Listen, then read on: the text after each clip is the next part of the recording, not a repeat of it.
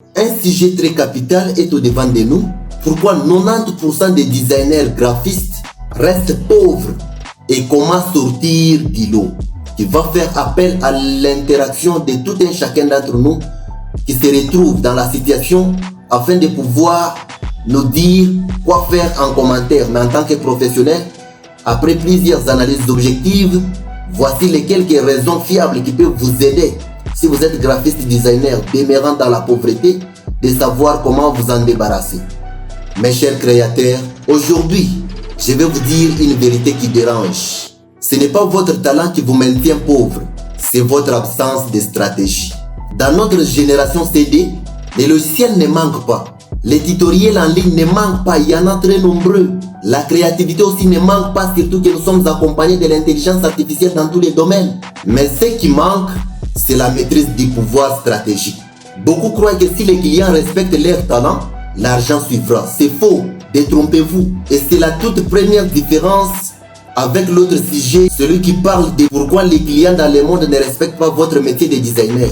Là-bas, on parle du rapport de force externe, comment les clients te perçoivent. Ici, nous parlons du rapport de force interne, comment tu te structures pour dominer ton marché indépendamment des clients.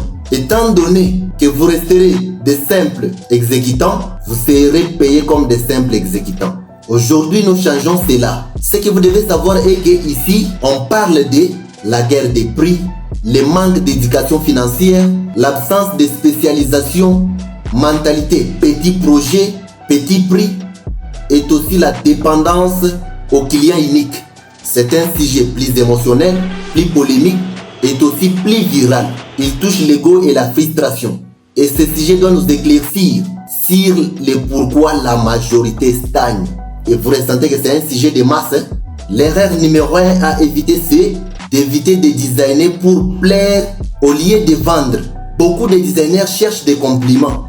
Ils s'attendent que les gens lui disent c'est beau, c'est propre, c'est stylé. Mais un compliment ne paye pas la facture. Comme l'a dit Steve Jobs, design is not just what it looks like and feels like. Design is how it works. Pourquoi cette pensée est révolutionnaire? Parce qu'elle repositionne le design comme un outil de performance, pas une décoration. Un visuel peut être magnifique, mais s'il ne génère pas d'action, il échoue. L'argument supplémentaire que je peux vous donner sur ce point est celui-ci. La majorité des designers qui restent pauvres confondent l'esthétique et la valeur commerciale. C'est exactement ce que Drucker enseignait. La performance vient du système, pas du talent brut. Quand vous comprenez que la beauté seule ne suffit pas, vous réalisez que le problème n'est pas technique, il est structurel et stratégique. L'erreur numéro 2 est ne pas comprendre le business. Un designer qui ignore le business est un exécutant technique. Un designer qui comprend le business devient un conseiller stratégique. Seth Godin affirme ceci: If you try to please everyone, you please no one. Pourquoi cette pensée est capitale jusqu'à ce point-ci? Parce que beaucoup restent pauvres, pas à cause des clients, mais à cause de leur dispersion et manque de focus. Ils veulent plaire à tout le monde et au final, ils ne plaisent à personne. Vous voyez la conséquence? C'est ainsi que Robert Cialdini a dit, lui qui est le spécialiste de la psychologie et de l'influence, les gens respectent l'autorité, la rareté et la cohérence. Si vous ne choisissez pas votre niche, vous perdez ces leviers psychologiques. Vous devenez automatiquement remplaçable. Vous perdez votre valeur perçue. Quand vous commencez à penser au business, vous arrêtez de demander au client en disant par exemple, quelle couleur aimez-vous? Vous demandez par exemple, quel résultat voulez-vous obtenir à la fin? Et votre perception et celle du marché changent immédiatement. L'erreur numéro 3 est des prix de trop bas. Beaucoup cassent les prix par peur de perdre les clients. Mais c'est faux. Je taxerai cela d'un tabou dans le monde du graphisme. Mais voici une loi psychologique simple à mettre en pratique. Plus le prix est bas, plus la valeur perçue est aussi basse. Comme le dit Warren Buffett, ne fixez plus vos prix par paire, fixez-les par valeur. En cohérence avec cette thématique, ceci veut dire que le prix n'est qu'un chiffre, la valeur est le vrai bénéfice perçu par un client. Un client qui paye ne ressent pas la valeur et ne respecte pas ton travail. Un client qui investit devient attaché au résultat et te respecte davantage.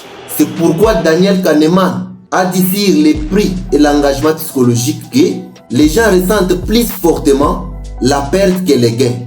Un client qui paye ne respecte pas votre travail.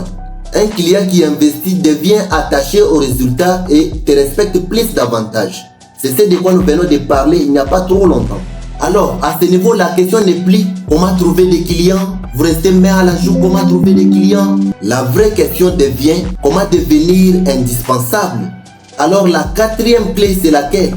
Comment sortir du lot. Formez-vous au marketing, comprenez la psychologie humaine, construisez un portfolio orienté. Résultat, choisissez une niche claire. Comme l'enseignait Sun Tzu en disant, chaque bataille est gagnée avant même d'être livrée. Dans un sens plus clair, on dira, la victoire se prépare avant le combat.